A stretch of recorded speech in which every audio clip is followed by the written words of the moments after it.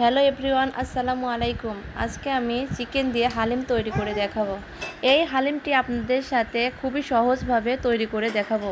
এই হালিমটি তৈরি করার জন্য আমি প্রথমে 2 কাপ কুসুম গরম পানি নিয়েছি এবং রাঁধুনি হালিম মিক্সের প্যাকেটের 2 প্যাকেটের মধ্যে চাল ডালের যে প্যাকেটটা আছে সেই প্যাকেটটা আমি ফুটন্ত 2 কাপ গরম পানি দিয়ে 1 ঘন্টা ভিজিয়ে রেখেছি। এর পাশাপাশি আমি মুরগির কয়েকটা পা নিয়েছি এবং সেই পাগুলা আমি ছিলে নিচ্ছি এবং তার সাথে আমি কিছুটা পরিমাণ মুরগির মাংস দেব এবং সেগুলা আমি একত্র করে পানি দিয়ে ভালোভাবে পরিষ্কার করে ধুয়ে নিব।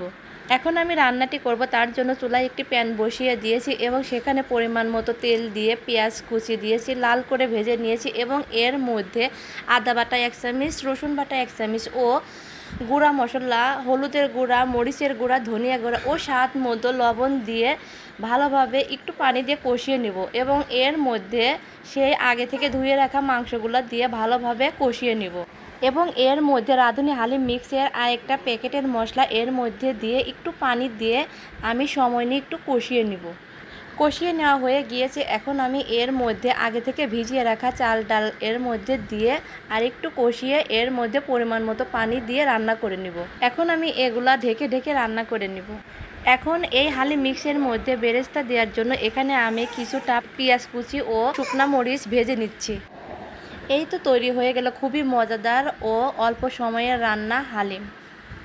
আজকের ভিডিওটি কেমন লেগেছে অবশ্যই কিন্তু কমেন্ট করে জানাবেন। আজকের জন্য এতটুকু। সবাই ভালো থাকবেন, সুস্থ থাকবেন। আল্লাহ হাফেজ।